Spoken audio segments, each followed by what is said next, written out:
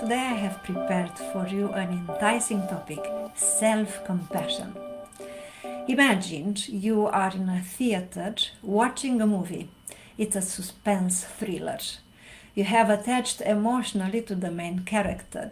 You have seen the struggles the character has been through.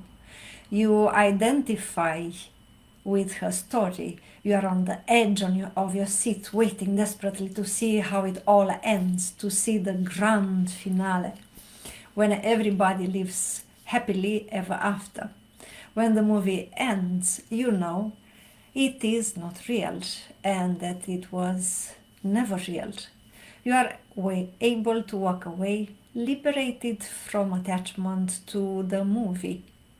The personal story of me is much like a movie.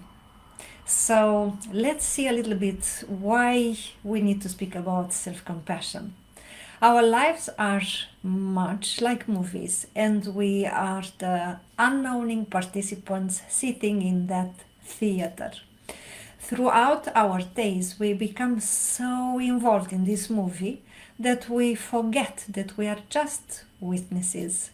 Memories, reenactments of past experiences, mental chatter, triggered emotions, beliefs, presumptions, judgments, future worries constantly play through our mind. And among all this clutter, we cling to a story of us, of how bad or stupid or selfish or ugly or lost or messed up we are. And this constant stream within us is so subtle and so elusive that we aren't usually aware of it. Most of the time, this storyline stream is just below our consciousness, and because of that, we mindlessly carry out its bidding. No wonder we feel so imbalanced, insecure, and sometimes even maybe depressed. We have become so automatically attached to this dramatic story of ourselves that we forget that we were the unchanging observer, the eternal consciousness behind this volatile stream of thoughts and false impressions. Every story we have about ourselves has a beginning, a middle, and an end. And in our lives, we identify ourselves with multiple stories, sometimes destructive, sometimes lofty and majestic. But they are all stories just the same. Sometimes we get so heavily invested in these volatile, false stories that we create habits of pain, self-hatred, and chaos in our lives. This is where the practice of mindful self-compassion comes in. So, how to practice mindful self-compassion? Mindful self-compassion is about learning how to be awake. Being awake is about recognizing that you are not your inner volatile stream of thoughts, emotions, and sensations. Like clouds passing through the sky, these things come and go, but they are not you.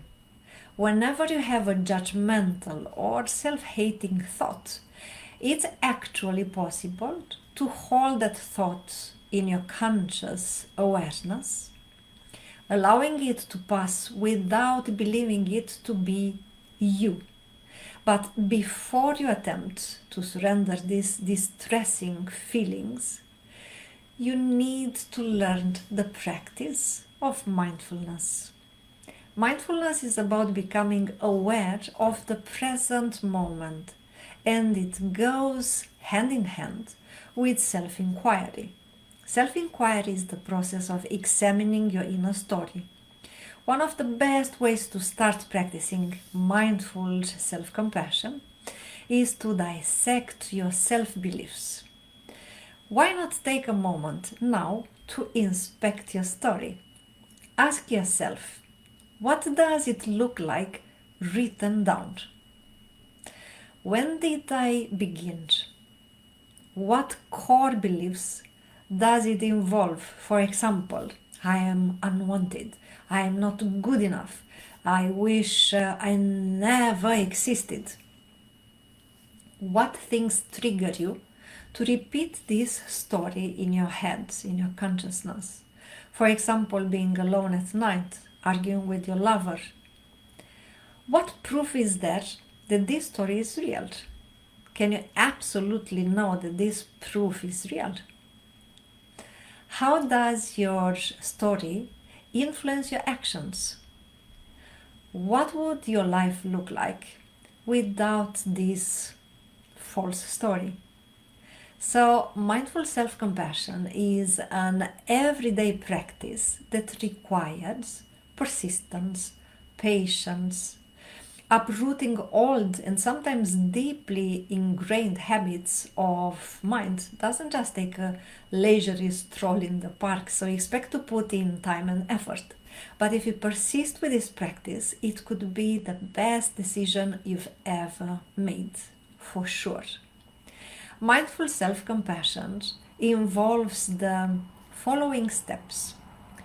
The first one, practice mindfulness. So practice mindfulness every day. You can do this through a meditation practice in the morning. This practice could be either a passive or an active type of meditation. You can start with 15 minutes, or if you can, ideally 45 minutes. When we really want something, we make time, even if life seems too busy. When there is a will, there is a way. So if you struggle with mindfulness, with awareness, meditation at first, you might like to read up on the topic. Otherwise, I can also offer you a lot of practical tips on my web page. And otherwise, here is some guidance. Sit in a comfortable position with your back straight. Think of your body as a majestic mountain. Then, settle into your breath.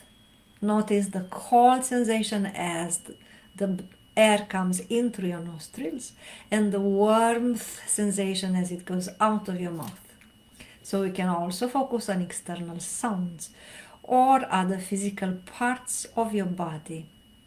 Thoughts, sensations, memories, feelings, they will arise and pull you away at first.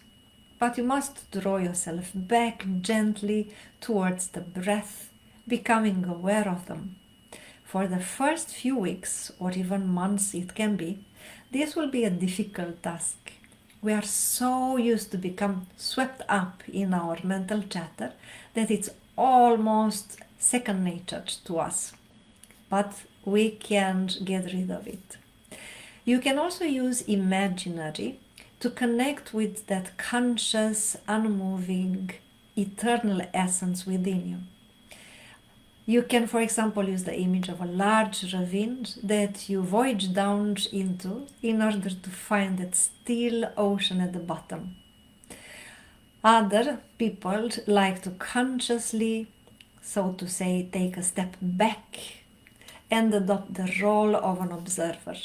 Still, others like to peel back their thoughts to become acquainted with that stillness inside. No matter which, just choose one and stick with it. Continue mindfulness practice each day. Make adjustments as you see fit. Some practices may aim you, while others may inhibit you, so experiment with what works for you. Notice external triggers. Become aware of the triggers that cause your story to automatically arise. For example, triggers many people have include shopping centers, certain scenes in TV shows, business, the nighttime, prolonged eye contact, even on social media sites like, for example, Facebook that we are here on. The point here is not to avoid these triggers, but to become aware of them, because these will help you to become more conscious of any automated thoughts or feelings you may have in the future. 3. Notice uncomfortable feelings and sensations. Become aware of the feelings associated with your story. These feelings are both emotional, but also sensory based. For example, Common feelings in the body involve stiff muscles somewhere, or clenched jaws, biting nails, hot flashes, chills, increased heartbeat, numbness, sweating, dizziness, and so on. Common emotions involve shame, guilt, grief, anger, embarrassment, rejection, anxiety, stress. Becoming aware of your triggers takes a lot of practice. 4. Face what you are avoiding consciously. Allow yourself to feel that mental, emotional, and physical triggers that arise during your day. Notice your tendency to run away from them, dramatize them, or distract yourself from them. Accept this tendency and show yourself compassion. Allow yourself to open up to whatever you feel. Notice how temporary thoughts and feelings are. Allow them to pass in and out of your consciousness. Number 5. Become your own best friend. Ask yourself, how would I treat myself if I was my own best friend? Reflect on the way you treat yourself when your story is dominating your consciousness. Are you cold-hearted, critical, ruthless, tough? Would you treat a friend like that? It's fine, we're all like that sometimes. So allow yourself to forgive these tendencies and replace them with gentleness, kindness, tolerance, self-love, as you would do with your best friend. Number 6. Acknowledge the shared humanity. When your story takes a hold of you, allow yourself to acknowledge the shared humanity of these feelings. You are not alone in your feelings. How could you be? And yet, your story would convince you otherwise and keep you feeling isolated. You can counteract this feeling of being alone in your suffering with a powerful phrase such as, "This is a moment of suffering. I will let it pass." Or, "I unconditionally accept myself at this moment." Or, "May I be kind to myself right now?" Very few of us take the time to actively explore and observe our inner storylines.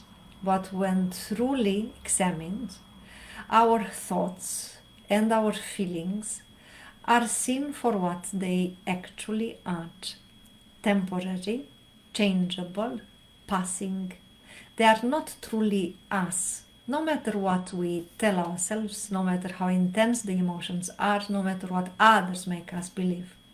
So aware self-compassion is so dynamic because it combines two of the most powerful practices: awareness and self-love. So I wish that all of us become much more better as self-compassion. It requires a lot of practice. It requires also patience. So we simply need to pay attention whenever we notice that our thoughts become destructive, that our feelings are unbalanced and pull us down. So whenever we become aware of ourselves, aware of whatever it goes on within us, we need to stop, become aware, and with a lot of patience and love, exactly as if we will have our best friend or a very dear child there in front of us, we notice whatever it happens, and then we choose consciously to treat ourselves with compassion, to have patience, to understand that we are on a journey. We are still evolving, we are still transforming, we are still on the make, so to speak. So instead of criticizing ourselves, punishing, having very critical thoughts about ourselves, we can simply say, now I am aware of this, I notice this tendency, I am aware it is not good for me, but I promise myself that I will be better at it. So I allow myself the necessary time in order to transform this tendency into a brilliant quality. We need to have self-compassion because whenever we are very tough or harsh, critical upon ourselves, we actually place ourselves into resonance with exactly that type of harsh energy, and it is just making the things worse. Self-compassion instead is placing us in resonance with love, with kindness, with gentleness, and that it will make the things much better. So it's a wise choice, it's a very practical, wise choice to simply have a little bit more love and compassion towards ourselves. Until next time, I wish you an increased self-compassion. Bye for now.